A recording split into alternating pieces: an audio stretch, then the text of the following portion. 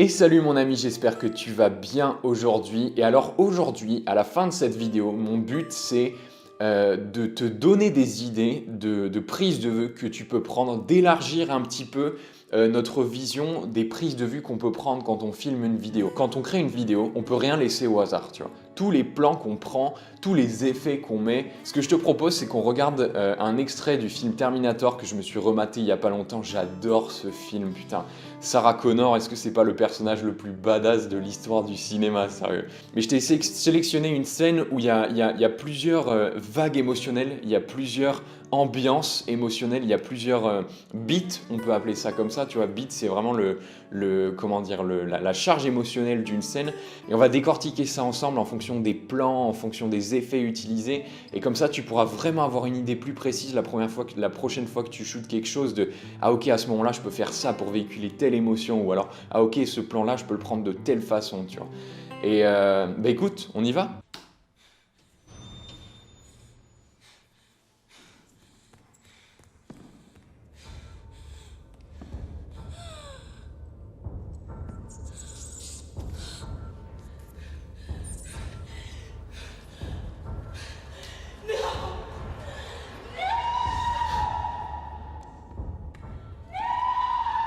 Est-ce que tu te chies pas dessus à ce moment-là? Déjà, là, il y a un truc super intéressant, c'est au niveau du ralenti. Dans le premier, Schwarzenegger, c'était celui qui jouait le Terminator qui voulait la buter, tu vois. Donc là, forcément, elle a aucune idée que Schwarzenegger, c'est le Terminator gentil.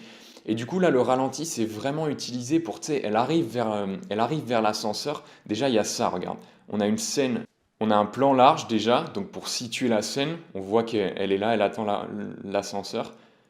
Et là, tu as le Terminator qui sort. Et là, tu sens la peur, tu vois. Tu vois son visage, tu as son visage qui est comme ça. Et là, il décide de mettre le ralenti pour montrer tout s'arrête. Le temps se ralentit, tu sais. Et là, un ralenti, c'est super bien utilisé, en fait. J'avais jamais remarqué ça. Hop, toujours au ralenti. Gros plan sur son visage, pris de bas, tu vois. Tu vois, la caméra shoot vers le haut, donc on montre à quel point il est imposant, à quel point il est effrayant pour elle, tu vois. La scène, en fait, c'est comme si, tu sais, c'est comme dans les rêves, quand t'as vraiment la personne qui te fait flipper, tu sais, cette espèce d'ombre finalement qui va commencer à te poursuivre. Bah là, elle court comme ça et ça retranscrit vraiment cette image de rêve, en fait. Donc le ralenti pour véhiculer une émotion intérieure. Là, on voit ce que elle ressent. Elle a peur, le temps s'arrête pour elle, elle a l'impression qu'elle va crever, donc le temps se compresse, tu vois. Ou plutôt se décompresse. Là, on est sur un rythme beaucoup plus actif. T'as la caméra qui est tenue à l'épaule. Help her! Wait here. Hurry up! Hurry kill us all! You kill us all! You kill us all!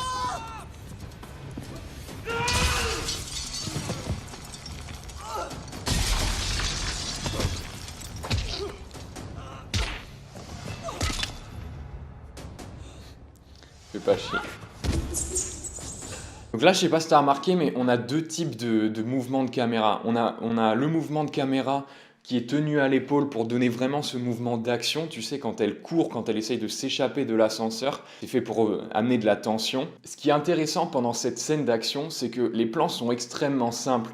On a souvent l'impression que quand on filme quelque chose qui bouge, tu vois, typiquement, je sais pas moi, un mec qui fait du skate ou alors un type qui saute ou quelque chose qui bouge, on a souvent l'impression qu'il faut qu'on bouge comme ça beaucoup. La majorité des plans dans cette scène sont des plans extrêmement simples. Tu as soit des plans fixes qui sont là et qui filment juste l'action alors que les gens sont en train de se débattre, soit des plans qui suivent un sujet d'un plan A à un plan B. C'est tout ce que tu vois, regarde, les plans sont extrêmement simples.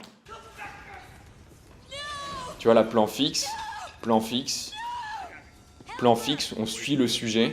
Là, c'est filmé à l'épaule.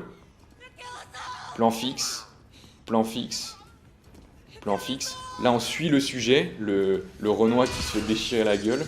Là, pareil, on suit le sujet, le mec passe à travers la fenêtre. Plan fixe, plan fixe.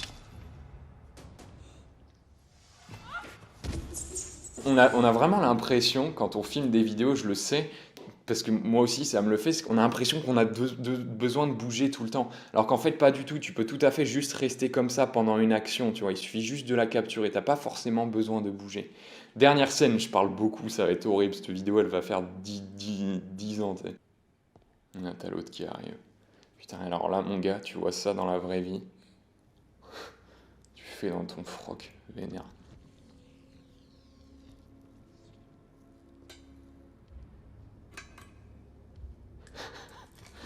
Go. Plan fixe. Plan fixe. Plan fixe.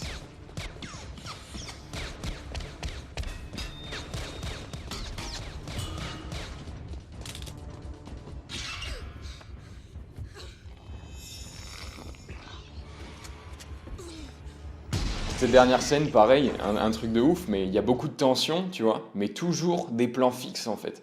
Pourquoi je te dis ça? Parce qu'aujourd'hui, dans les vidéos qu'on regarde, tu sais, sur YouTube, on a toujours l'impression qu'il faut que ça bouge dans tous les sens. Les mecs mettent des transitions de mouvement, il y a des gimbals dans tous les sens et tout. Et quand tu regardes là, dans le film, typiquement, alors il y a des mouvements de gimbal, tu vois, il y a des mouvements stables pour suivre un sujet, mais la plupart des plans sont fixes en fait. Et aussi, une dernière chose qu'on voit dans cette scène, c'est qu'à plusieurs reprises, ils font des inserts sur des objets. Typiquement, quand il a le flingue coincé dans les barreaux, tu vois, on fait un insert sur le flingue, juste pour le moment, juste pour... c'est limite, comment dire, c'est limite de la comédie en fait, genre le mec est passé mais le flingue passe pas, tu vois, donc t'es obligé de tourner le truc.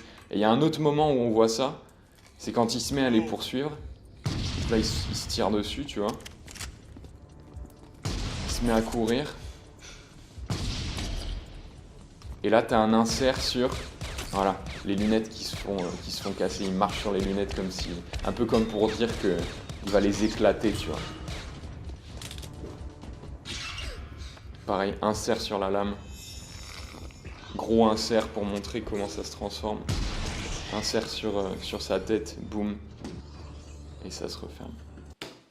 Haha, génial! C'est vraiment un conseil que je peux te donner. Que moi j'applique depuis seulement hyper récemment, mais quand tu regardes des films, essaye de décortiquer, d'avoir cet état d'esprit du vidéaste aussi derrière, pas juste du spectateur en mode ah je regarde l'histoire et elle me transporte, mais aussi du vidéaste en te demandant comment ils ont fait ça, pourquoi ils ont filmé ça à ce moment-là, pourquoi ils ont filmé les lunettes avec cet angle-là. Et tout de suite, ça te donne des idées quand tu arrives sur un shoot.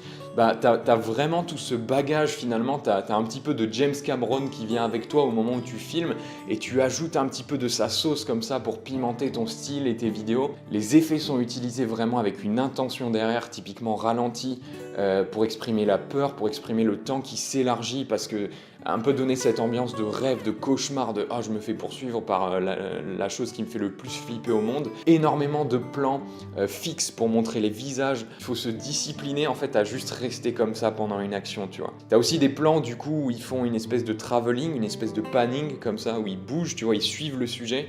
Mais au final, c'est comme si le plan était fixe parce que le sujet bouge, mais la caméra suit avec, donc en soi, le cadre ne change pas. Ouais, excellent. Écoute, on pourrait trouver 10 000, on pourrait décortiquer sous 10 000 angles, mais c'est vraiment le principal. Voilà mon ami, j'espère que ça t'a plu. Écoute, n'hésite pas à commenter et à t'abonner si jamais tu as des questions, tu veux en savoir plus ou tu veux me contacter pour qu'on discute, tu vois, si tu veux me montrer tes vidéos aussi, moi je suis chaud.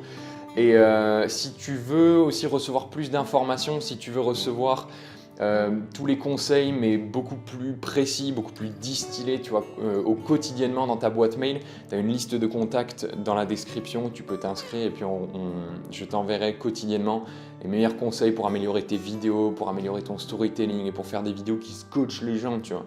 Parce que c'est ça qu'on veut faire, on veut raconter des histoires de ouf. Je te dis à la prochaine, dans la prochaine vidéo. Et écoute, bah, raconte des histoires, fais des vidéos, et puis à demain. Ciao!